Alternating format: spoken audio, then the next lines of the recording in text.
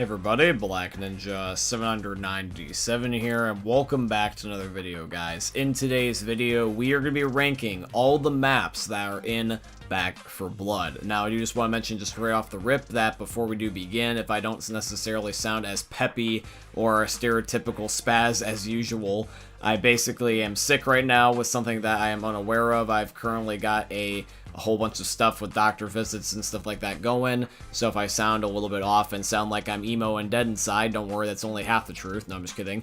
But no, seriously though, I'm just trying to recover from being sick, so I do apologize in advance if I'm not as peppy as usual, but I'm not going to let that stop me from making content for you guys.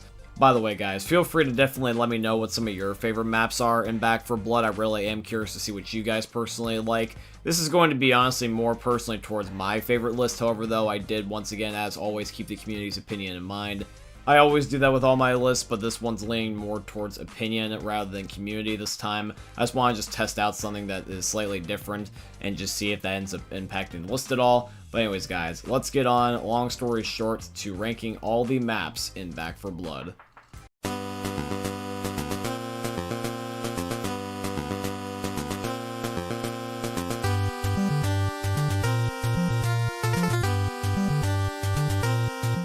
Alrighty guys, so coming in at the very first spot, which in my humble opinion is not exactly per se a bad map, but it's just the weakest of the bunch out of the 10 maps that we currently have in the game. And the very first map is going to end up being the map Job 1022, or as I like to call it, basically Farming Simulator, because this was the original map that everyone was doing the farming strat on for Heralds of the Worm, which is the chapter that is associated with this map.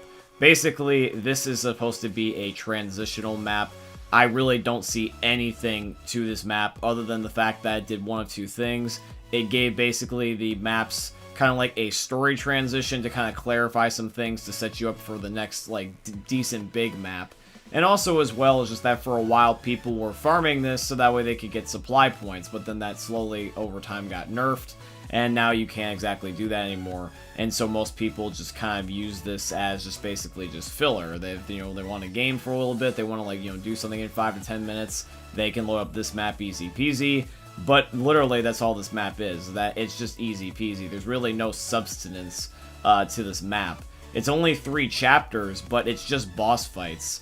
It's just going to end up being Ogre, Safe Room, Breaker and Ogre, Safe Room, and then you have at least a somewhat more unique finale where essentially you're going to be going up against modified snitches. They actually have mutation on them where no matter what you do, they will set off an alarm, and you have to kill them to be able to set, the doctor and everything free, so that way he can be able to continue on to the next map. And I personally really think that the finale is probably the most enjoyable part about this whole entire campaign. I like the idea of the gravity of the situation. Like, you have all the snitches going around the map, and you have to be strategic about how you set them off, because they're going to set off anyway. And you also need to do it to be actually able to release the, everyone that's cooped up inside the church. But before you do that, you also have a double breaker spawn, which is pretty cool and unique. And depending on the higher the difficulty, the more intense this can be. And I remember for the longest time, me and my friends struggled on this, but as the game has gotten easier, this has gotten easier. And overall, I'd say that this is really, really fun. It's just that the thing is, though, is that it's just a cheap thrill, when in reality, there's a lot more maps that just do so much better. Alrighty guys, coming in at the next spot, this is going to be Bill Clinton's sex chamber. No, I'm just kidding. This is going to end up being the Armory. The Armory is a 2-chapter map, which is even shorter than Job 22. A lot of maps in Back 4 Blood, some of them are really, really short. Like, quite a lot of them, actually. And I really don't care for short maps. I think that they're fine every now and again, but I really think for a campaign to have value, it at least has to have 4. Sometimes 2 or 3 is fine, but in my opinion, when half the maps, or not quite half, but a good majority of them feel really short, there's a little bit of a problem there. 4 or more is usually the standard, because that means that you can end up having a beginning, and then 2 decent parts, 3 decent parts in the middle, and then a cool finale, and it gives you time to loot up, get stronger, and get better, whereas if you just load into a map that has like 2 chapters, you really can't get that well geared, especially if you start from there. So in my humble opinion, this map just doesn't really do it for me. I mean, sure, there's some cool little nifty things, like, you know, you get an exclusive melee weapon with Bob's arm, but I mean, like, it's not really that special. It's not like it's extremely overpowered or anything. You only use it for the sake of the story, which is, like, gonna be less than 5 minutes. And really, I mean, unless you're planning on doing some kinky stuff with this hand, I really don't think you can get much pleasure out of using this as anything other than a melee weapon. And even then, it's kind of like a piss-poor melee weapon. And in my humble opinion, this chapter's, like, also finale for this map is quite lackluster. It's more rather just kind of, like, just there. It's got a lot of riot gear zombies, which I don't particularly care for because it takes place at a police station. And that's just, you know, that's, you know, canonically correct. But I don't really like that. I don't really like when my zombies are essentially basically, like, armored to the teeth. I really would much rather have them be, like, you know, generic, easy to kill, one-tap zombies. Kind of like how they already are in Back 4 Blood, where it's like, you know, one bullet can kill them. But the problem is, though, is that sometimes the director is just being like, hey, I want to be annoying today. And that seems to be a lot like when it comes to this map, because I almost always get annoying mutations on this map. But yes, of course, the game is once again tuned down, and I'm basing it more rather based off of the actual map than the core gameplay. But however, though, is that those are kind of a intertwined yin and yang situation where whatever the current state of the game is, the game can just make a certain map not fun. Like, for example, this was a couple weeks ago. Heralds of the Worm I would have been a lot more harsher on just because of the fact is that when they nerfed it uber hard and basically made job 1022 basically unbearable. But that's just like going to be subject to change. Hell, I mean, I know that later on in the next coming few months, hell, even weeks, that this list is probably going to be different because of the fact that they're going to be changing the game around. It's not like it's all set in stone like how Left 4 Dead is. But way I see it right now, this map is just too short, too boring, and really, honestly, it's just kind of like not something I really feel the urge to play unless I'm just trying to mix things up. Alrighty guys, now coming in for the next spot, this is going to be the Dark Before the Dawn. This is once again going to end up being another 2-chapter map.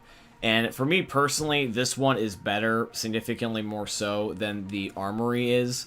But the Dark Before the Dawn is kind of once again like another transitional map. A lot of the short maps in this game feel like filler. And that's not necessarily a bad thing, because with this game is that they're more focused on story, and so sometimes you need to end up having shorter maps to get the point across. You don't need to have it be overdrawn out. But I still would appreciate more effort going into them, because you can definitely make it a little bit longer, even if it was by like another chapter. You'll significantly, there's a huge difference in my opinion between a 2-chapter map and a 3-chapter map. People end up playing on 2-chapter maps, they think of things like The Last Stand and Crash Course. 3 chapters, usually that's something that is on more the side of getting rounded up, and that's like something like The Passing, which The Passing can feel relatively long at times, being only 1 chapter difference. It's just that beginning to finale is just, it feels kind of rushed, and that's kind of the case with this map, is that it just feels once again a little bit too short to get set up. Although, be it, the finale does have a lot of epic loot for you, because the whole entire premise is that you're having a holdout at the diner, which is cool. I do like that concept, and does make it very rewarding after, you know, carrying the supply boxes for a while throughout the 2nd chapter. But the problem is with this that it still doesn't make it any longer of a map. It really is just to set up the, you know, beginning for Blue Dog Hollow, because that's the map that comes shortly right after this. And in my humble opinion, the map is not a bad map. It really just suffers from being too short. That is really, honestly, my biggest caveat with it. It's not boring. I like the finale quite a lot. I like the idea of having a epic holdout at the diner with basically one of everything. It basically feels like survival at the diner, because they literally give you one of everything. And I also like the fact that you can use some fun stuff such as the minigun, which you really don't get to use too often, unless you happen to end up finding it basically inside of a you know, a box. And then again, you have to lug that thing around, and so unless you happen to find it already in a spot you're going to be camping for a while, such as in a finale in this case, then a lot of people don't get to use those things that often. And so I think that this is honestly probably going to be the best of for a lot of things, despite it being, you know, kind of flawed at being only so long. That's what she said! Even when I'm sick, I still have enough creativity to figure out a way to slide a dick joke in pretty much almost all my videos. But yeah, guys, so that is going to be the next spot there. But now we gotta move on to the next map here. And in my opinion, the next best map that's on the list is going to be Dr. Rogers' Neighborhood. So, for Dr. Rogers' Neighborhood, what do I have to say about this map? Well, other than making me think of Mr. Rogers because the name is so damn similar, I like to say that this map gets points just straight off the rip for just being super long in comparison to the last couple maps, because this is 5 chapters. A lot longer and a lot more longer in terms of like the playtime and the just overall setting up process. I really do like that. It gives a lot more, you know, oomph to the map. It feels like you actually can enjoy it for longer and be able to actually experience the game for longer and not just do, like, basically, like, these quick little pick-me-ups. I enjoy actually being able to kind of, like, binge and sit down for a while on a map and play for, like, an hour at a time, and the longer maps definitely allow me to do that. Now, this particular map does have a lot of elements that can make it tedious at times. Most notably the finale, because the finale is kind of a little bit difficult, even on the easiest of modes, just because the problem is that you're taking, once again, more supply boxes and trying to shove them in the back of a car, which initially sounds easy. The problem is that this is all scattered around a giant-ass mansion on 3 different floors, and there's also always an ogre that's waiting outside the front of the house. And since you're trying to try your best to get these all within a reasonable time into the car, because otherwise you're just going to constantly keep getting swarmed by zombies, you feel under pressure to just kind of rush and not really think. And I don't mind that type of mentality, but I prefer that on a map where I'm always moving. I don't like the idea of kind of like thinking on the fly in a camping-based finale, because you can't really escape the action. It's not like you were running into action and also being able to escape it at the same time. Because when you're on a rushing finale, like let's say, if I were to reference Left 4 Dead here, like with the Parish Bridge, when you're trying to pursue, you know, to like, you know, go through the hordes to try to get to the helicopter on the other side, you're leaving just as much action behind you as much as you're seeking it out. So there's always going to be enemies in front of you, but you're also leaving the ones that are behind you just so that way you don't have to worry about getting like constantly overwhelmed. You're basically forgetting about them. And occasionally you might, you know, turn around and like pop a couple zombies that are lingering behind you. The problem is that when you have constant zombie hordes on top of you in a camping finale, it feels overwhelming, especially when there's a giant ogre outside waiting to basically Kobe you at any given moment, and he's right next to the truck. So essentially you have mainly 3 things opposing you the whole entire time, which is endless hordes, a giant boss zombie that's waiting to bitch slap you, and you also have the just pure pressure of just in your mind being on a timer that you really shouldn't have to be on. And it's not an easy map by any means. I mean, I've beaten this as far into as veteran, and I want to try to also beat on Nightmare eventually. And I can only assume it's going to get harder from here. Now, I'm not trying to base this, like I said, off of difficulty. I'm just basing off just the pure concept. But that's not necessarily what this map is all about. It's not like I think, oh yeah, because of the finale, you know, it sucks. It's still a good finale. I like the concept. That all the maps have their own place in Back 4 Blood. But overall, just the map does kind of give off a, what feels like a blood harvest type of vibe. It's very foresty, very, you know, nature-based. And there's some cool things, like I actually really do like the one chapter where there's actually a maze. And the cool thing about the maze too is that it always changes every time you load up that map. So it's never going to be the same every single time, which I like that because it makes it very, very different to play on each time. Because even though I have a general guesstimate on like however many patterns there is, because there only is so many I would like to believe, I would like to say is that that's enough variety that it makes it always feel fresh. This is like the director at its peak. Because in Left 4 Dead, we all know that sometimes certain areas can be closed off, and then you have to take an alternative route. The maze being always ever changing is the best example I can give of the map changing with the director, because it's literally the perfect idea. You're essentially getting lost, and your muscle memory is not something you can rely on here. You have to be able to think on the fly, and the muscle memory can only really kick in once you've played it enough times to be able to give proper educational guesses, and I really like that concept. So overall, the map has a lot of good things going for it, and I'd say that overall is that it's not that bad personally. It's almost at the halfway point in terms of a great map. It's not quite my favorite map. It's not even really like actually that quite good of a map. It is just kind of one of those average ones. It's basically like I said, it's like a blood harvest. Not really that memorable, but it definitely is cool nonetheless.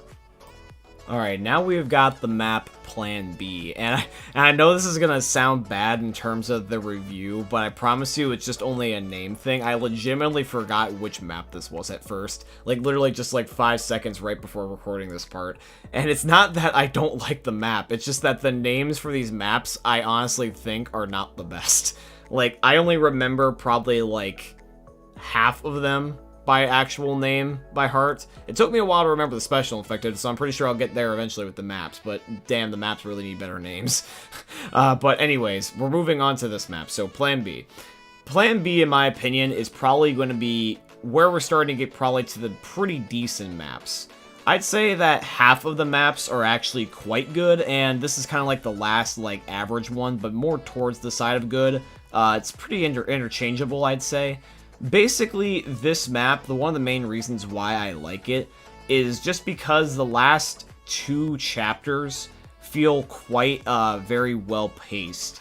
They feel like they really flow, and you can see how even the things like the environment slowly starts to emerge over time. You can see things in the background, and then eventually you make your way towards it. Kind of like how on No Mercy, you see No Mercy Hospital in the distance, and then eventually, even though you're at like the streets, you make your way all the way up till there, eventually.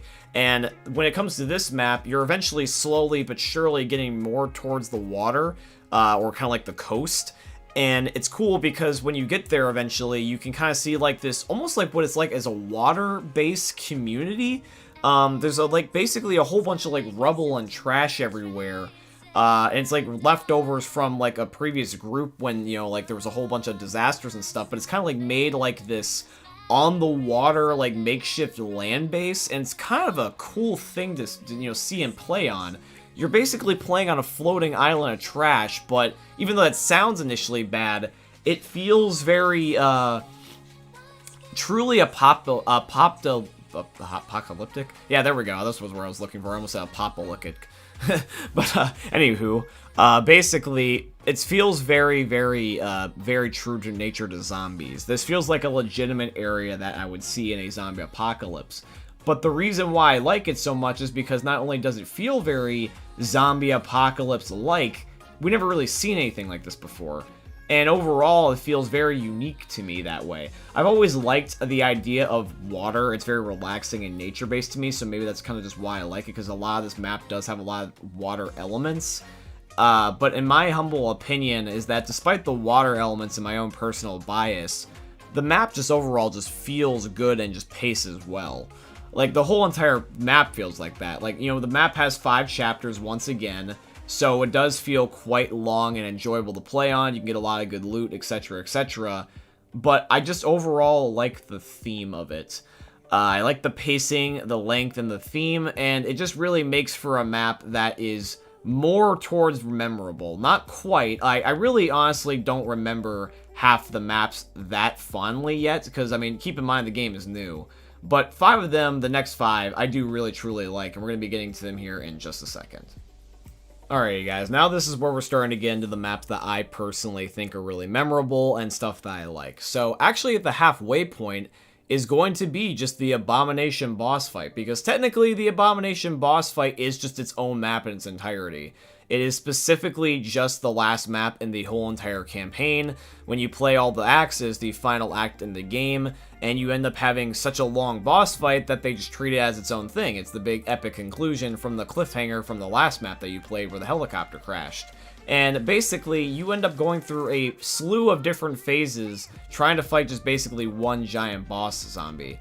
You have the giant 4 tentacles that are coming out of the ground, and you have to shoot its mouths, so that way they eventually will end up being injured and just kind of receding into the ground, but they're still dangerous because they have acid spewing out of them, and once you get all 4, they eventually sink back into the ground, and there's 4 holes you can jump into, which take you to the true, basically, beginning of the Abomination boss fight, where the Abomination's face is sticking out in a giant pile of flesh, and you have to shoot the pus spores that are inside of its mouth. And it does once again use its tentacles to try to like slam you and spew acid at you, and you're kind of almost in like this little boss arena. You're kind of in this confined space.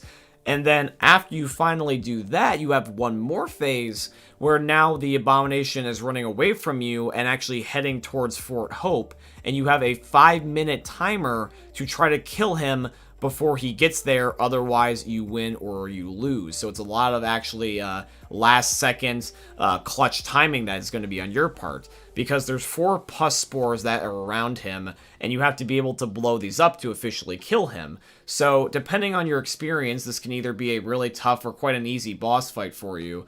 But the good news is, though, is that it's extremely memorable, because keep in mind is that if you're a Left 4 Dead fan as much as you are a Back 4 Blood fan, you will know that Left 4 Dead only got as far as having basically the witch and the tank for bosses, where this is actually just a full-on boss fight with the Abomination. This is literally just a actual legitimate boss fight. He has his own mission, he's got different phases, he's super damn strong, and you don't want to mess with him. He's really, really dangerous, and he will beat your ass if you're not careful. It's not a pushover boss.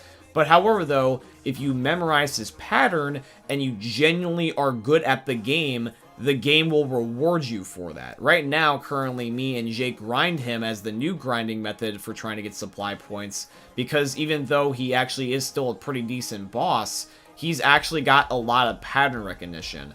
Out of everything in Back 4 Blood, other than the occasional special infected that are just assisting the Abomination boss fight is the exact same every single time. 4 tentacles, destroy the mouths, eventually fall into the holes, shoot the pus spores in the giant, mouth that he's got, and then eventually he tries to run away. You have 5 minutes or less to be able to kill him, or you win or lose, and that's it. And you rinse and repeat, and it's never different, which makes it really, really consistent for grinding, and it's fun. And since it also is always the same, the boss fight never gets bad or, annoying, because you eventually just grow to like it because you can get used to it over time. Yes, initially you might suck and then therefore might not like it, but once you get good at it, since it doesn't change, you will actually get really almost addicted to it, because the boss fight is already fun as it is, but once you get good at it and you can grind it and you can actually like benefit off of it, it's really addictive to play. I just enjoy playing the boss fight sometimes. So overall, I think Turtle Rock, honestly to God, did a pretty good job on the Abomination.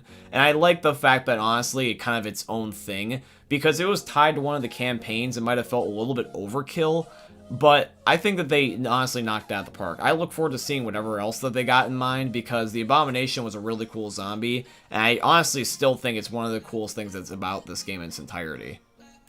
Alrighty guys, now we're going to be going on to the next map, and this is going to end up being Remnants.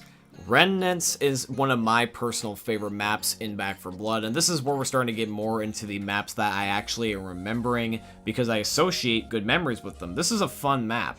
Remnants has a lot of good things going for it, and most notably my favorite thing is actually not even necessarily something you might expect. It's actually just going to be just one of the chapters. So specifically the final chapter right before the actual main finale part, the last normal one, which is going to be Road to Hell.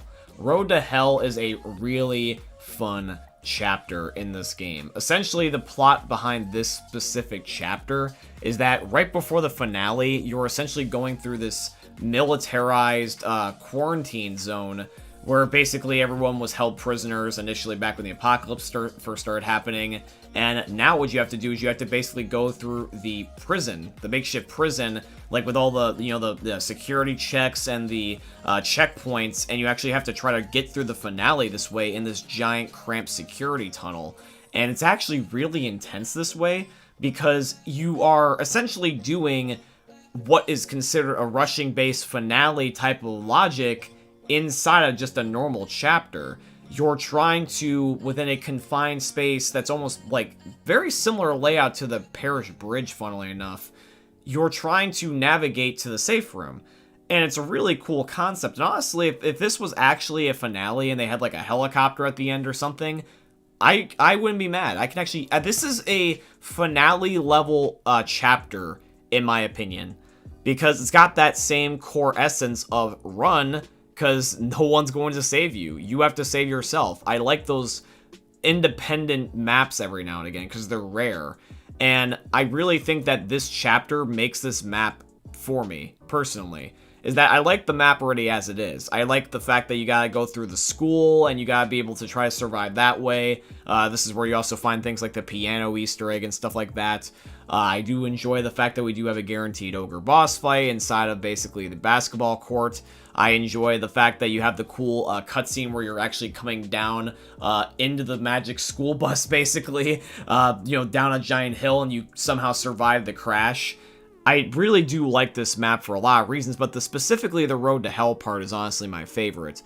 But even then, I still do like the finale, because in the finale you get actually a specific new grenade that's only tied to this specific part, and that's called T5. And basically, these are going to be custom grenades that basically make all the zombies weaker. You throw it, and it's like this gas grenade, and everything, including things like the ogre, are significantly weaker to your bullets. And basically what you try to do is that you try to proceed throughout the finale as normal, and you're basically trying to destroy pods and try to kill the infected, but you got this cool new grenade now in your pocket, and it's only available on this map on its finale. It's extremely unique. So it makes the map actually worth playing, because you actually not only have a great finale, but you also got specifically a custom grenade that is only available on said finale. Because even though it's limited and you might get a little bit annoyed being like, oh, I should be able to bring it everywhere, then, you know, that doesn't make the map for you. Because if the map has something specific to it, that's not bad game design. It means that it was a good idea that they want to make special tied to the map to incentivize you to play it more. It just depends on, I guess, your perspective of a glass half full or glass half empty. But the way that they did in this game is more rather fun rather than annoying, and it makes it work. Because now I'm thinking to myself being like, I already like this map, but if I'm ever in the mood to use any of its like limited custom content or play on a specific chapter like Road to Hell, I know exactly where to go. This map is fun, it's unique, it's challenging, it feels very unique and fun. Overall, this map is one of my personal favorites, and I really do like it in Back 4 Blood. Alrighty guys, now even though I do like myself some Remnants, these next three maps are personally going to be the most replayable in my opinion, because I already do this subconsciously. I've looked at a lot of my like background footage, like leftovers, just like on my hard drive, and I've noticed that whenever I end up making a video and I need background gameplay, I tend to go to these maps just not only because they're fun, but they're also just easy, and they're less, you know, annoyance to actually have to go through, because every map has their good and their bad parts about it, but some are obviously more addictive and fun than others, and I really don't have any bad things to say about these next coming few maps. So when it comes to the last three, coming in at the next spot, this is going to end up being Search and Rescue. Now with Search and Rescue, this is the second map of the first act, and Search and Rescue has only 3 chapters, so it is a shorter one, but like I said, you can kind of round off 3 for 4. Basically, this is going to end up being a, you know, shorter map, but it feels pretty decent, so that I like. And this map, in my opinion, has a couple of great things going for it, but most notably, the one thing that I do really like for it is its finale. Because the finale, in my opinion, is one of the most fun in the entire game. I would say, other than the finale for Remnants and the finale for Evansburg, and there's also the Abomination boss fight, but I would say that this is probably one of my other favorite finales in the entire game, because it does a lot of what Dark Carnival did, basically. I feel like this was kind of meant to be a spiritual successor in honoring Dark Carnival, because what they do is that they have you kill zombies to music. Because what happens is that in the finale, you end up trying to escort a bus full of survivors. So your group needs to cause a distraction. So what you do is you end up going to a diner, or basically a small restaurant, and you have to play the jukebox to try to distract the zombies while you're escorting people out that you just rescued. And that is the entire idea of this whole entire map. You, in the first chapter, rescue people. The second chapter, you rescue people. In the third one, you help them escape by causing a distraction with this jukebox. And the cool news is that this jukebox, even though it does suck for copyright, this jukebox plays a lot of fun music while you're trying to survive, because it plays a whole bunch of just licensed songs. Most notably, my favorite one personally is the Ace of Spades, which is just really, really cool to kill zombies to. Like, legitimately, that's, like, really badass to do. Now, it does suck if you happen to be a YouTuber or a streamer, because if you have the music on, you will get a claim, and that does suck.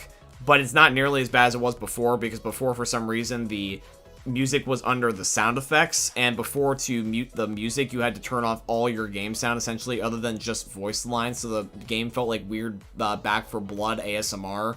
But now it's actually under its own tab in the music, so the game actually can just progress as normal, and you just don't have any music. You would just play it as if, like, there was just no jukebox. You would just be essentially, like, holding out in the diner while just people are just trying to get on the bus in the background, which makes it feel more than, like, an actual finale, because that, honestly, before they fixed that, would honestly make it or break it for me on this map, because the fact that I either had to listen to copyright music, or basically listen to crappy, weird Back for Blood ASMR, that really did suck.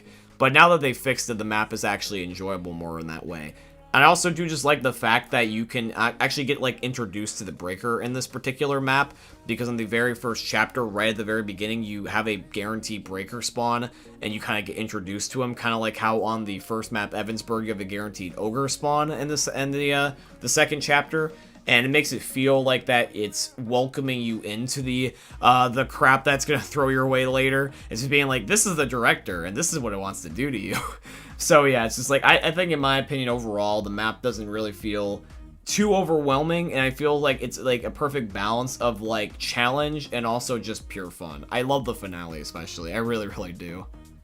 Alrighty guys, coming in at the number 2 spot, this is going to end up being Blue Dog Hollow. Now, for me personally, I think that Blue Dog Hollow is a really good map, and I'm really glad that this was the beta map, because the beta map, in my opinion, with Blue Dog Here, this was a really good way to introduce everybody to the game. Because when you end up making a alpha or a beta for a game, and you have a select handful of maps, and you have to pick basically some of your best maps to get people interested in buying the game, and you have to decide which ones to pick, I feel like that Blue Dog was definitely one of the best to choose. Because if it was any of the other given maps, it would be very hard to do without giving away the story. Blue Dog just fits in a perfect place where it doesn't give away the story, but it is really fun to play on.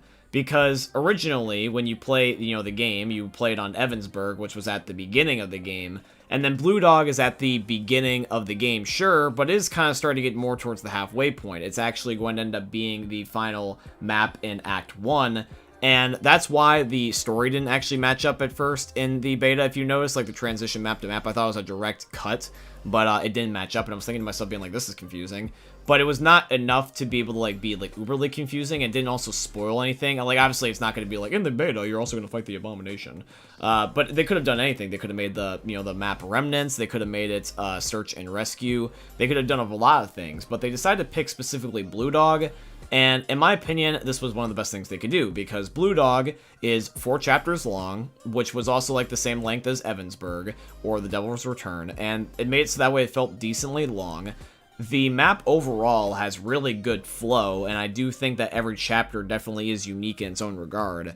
And it makes it so that way you can be able to end up getting used to it. I remember the chapters very distinctly. You got the beginning where you're in, the little, diner from last time, and then you also end up having it where you have to go through the forest until eventually you gotta destroy these spores, when then eventually you destroy the one on the bridge until you get to the RV with the, crazy lady and her husband Ben. Then you have to go through the tunnels. Then you got the giant, truck full of turtle plushies for, Turtle Rock Easter egg. Then you gotta go through the forest, which usually ends up having a hag in it. And then after that, you gotta go to the church, which the church I do think is actually kind of cool. This is personally one of my favorite events, is that you actually have to go into the church, and the safe room's not already safe. You actually have to make it safe. So as you go in, the church bell rings, you gotta board up the windows as it's happening. You're like in the safe room, but it's not quite safe yet. The safe room is the actual like event itself, which is really, really cool. Then after that, of course, you end up progressing until you eventually have to start going up the mine, and you eventually have to end up, like, blowing up, spots in the mine after you've already gone through basically, like, hell on earth. Because other than the Road to Hell chapter, this is probably one of the more tougher chapters. It's the third one on Blue Dog, because you actually have to destroy the spores that are in the one house, and immediately after that, run through basically a pathway where you, after you use the one tow truck to lift the thing out of your way, and then you have to go all the way up the mine shafts while blowing up barrels to block off all the leftover caves, so that way zombies don't come out and chase you, until eventually you then get to the safe room. And then finally on the finale, you have to blow up the final tunnel with an artillery gun, Crash Course style, and keep loading in artillery shells, and then eventually you can escape. Really, really cool map, and it shows you that I really do like it because I remember everything I just listed off the top of my head just like that. So, Blue Dog has a lot of great things going for it, and I think that honestly, it's probably one of the most memorable maps in the entire game, but there is still one last map. Alrighty guys, now before we do get into the final #1 spot here, I do just want to end up mentioning just one more thing, is that if you guys happen to have enjoyed the video so far, at the end, before you do take off, I would definitely appreciate if you guys could drop a like. I wanted to do something similar to what I did in a Left 4 Dead ranking video one time. It was funnily enough also ranking Left 4 Dead maps. But randomly at one point in the video, as a one-off, I was actually just kind of like, hey, you know what? If you guys have watched a certain amount of length into the video, comment like, you know, a random number at like the recording. I think it was like 47 minutes. So right now, if you guys could actually end up doing me a favor, I want to do a test comparison to the logic of that video. And if you guys could say something like 35 minutes in the comment section so I can see how far you guys got into the video, so that way I can see whether or not you guys were enjoying, that'd be really, really cool. So just do me a favor and comment 35 minutes if you not only enjoyed, but just let me know how far you got. But anyways, mostly after that, back to the video. Alrighty guys, so coming in at the #1 spot, this is finally going to end up being Bill Clinton's sex chamber. No, I'm just kidding. I bet you were surprised that I brought that joke back twice. But no, seriously, this is going to end up being Evansburg, or in this case, the Devil's Return, as it's technically officially called. Funny how that they did change this map's name. But originally in the alpha was called Evansburg, and I'm still going to call it Evansburg. But basically, the Devil's Return, or Evansburg. The first map of the actual game is my favorite. Like, legitimately, the very first map in the entire game is my favorite. It's 4 chapters long, but it overall, in general, this one, out of every single map in the entire game, this feels the most like Left 4 Dead to me. If I were to compare this to Left 4 Dead, out of all the maps, this would be the map I would use as my example. This map is very much like Left 4 Dead in my opinion, because it doesn't throw you into all the over-the-top back for blood stuff. It hasn't gotten there yet. The game just started. So what it is that you start off in basically like a little like hotel, almost kind of like Dead Center, where basically you're trying to get back once again with your group. Funnily enough, Dead Center is also 4 chapters. This is 4 chapters. Then eventually what ends up happening is that you slowly but surely have to try to get to rescue. You're not sure if you're going to actually have rescue. Starting to see the similarities?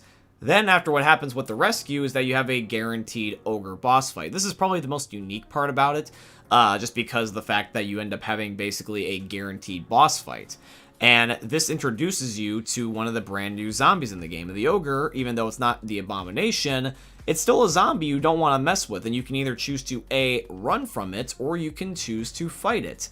And it's cool because you kind of get to see how your choices evolve, because when you play this in the alpha, a lot of people, including myself, just ran, and the dialogue in the game kind of implies that you should do that. But now I actually fight the ogre, and it's actually kind of a cool thing to see that, you know, the development within my own character, myself. And I overall think that this is a pretty cool start to the map so far. Now when you end up getting into the 3rd chapter, this is going to end up being, it really honestly, this in my opinion, probably going to be the peak chapter right before the finale, because the chapters actually are just getting better over time. They're getting more fun and crazy. And when it comes to the 3rd chapter, I really do like the panic event. I do like the idea of basically the, you know, the sand piling up, and you actually have to wait for the sand to pile up before you can actually climb over a cargo crate, so that way you can be able to run into the safe room. Because it's very bare bones. Nothing like over the top crazy or anything. You're not doing anything like overly stupid to try to like somehow seek salvage or rescue. And you're actually just trying to just use something within your environment, something that would be natural. And it's very creative, though, at the same time, like being like, hey, you know, I wouldn't expect to end up breaking that if I were in this real-life situation here. That's actually kind of neat. And I think that the chapter does allow you to be able to have a lot of freedom here, because you can either choose to camp in the area, or if you want to, you can actually be able to, you know, take some loot like a minigun and retreat a little bit and be able to camp. You can also end up going to things such as the toolkit rooms and be able to hide in there, or if you even want to, there is a option to actually use the horde summoning event as itself as a shortcut, because you can actually end up going onto the sand when it's only so much tall, and you can actually be able to still jump over the cargo crate anyways, which is pretty cool. So you can also cheese this, which is also really nice if you want to speedrun by your choice. Then, of course, we've got the finale. In my opinion, this is also one of my favorite finales, because the finale feels like a mixture of, basically what it feels like is a mixture of the parish / also going to end up being an objective campaign, kind of like The Last Stand or Dead Center, where basically you have a mission to complete. You have to do the running part, which is basically just getting on the bridge. Once again, another bridge type of finale, where you actually have to run to rescue. But instead, at the very end, you are tasked with one last thing. You have to take a bomb, sometimes 2 bombs, depending if you're playing single or multiplayer, and you have to blow up the bridge, so that way they actually can't have the zombies follow you. And that is really, really cool, because it makes sense. Because the zombies aren't, of course, just going to leave you alone. I can see this legitimately being a thing you would do in real life. So you and one other player, or just by yourself, depending on whether or not what mode you're playing, have to take bombs and blow up the, the bridge. You got to blow up the ship. So you actually have to now go back to where you just tried to run for your life, and actually now try to survive to do this objective, which honestly is probably really cool and unique, because I haven't really found that type of enjoyment out of the other ones. And then while you're doing that and trying to survive already, whatever health you got left, you need to use that, because you have now 1 minute to get off of the ship before it blows up with you on it, and you actually have to then get back to rescue while somehow managing to keep all your teammates alive, hopefully, if you can, which isn't always necessarily a guarantee. And then when you do complete this, inevitably, you're going to be introduced with a cool cutscene, which is going to allow you to be able to see the beginning of Back 4 Blood. Because technically, the beginning of Back 4 Blood is really honestly after this map, because one of the cutscenes that plays at the end is that it shows you every single one of the characters that you have yet to unlock, you know, Doc, Jim, Hoffman, and also Carly, and you get to be able to see basically like who they're like, what the, you know, maps are going to be like in the future, etc., etc.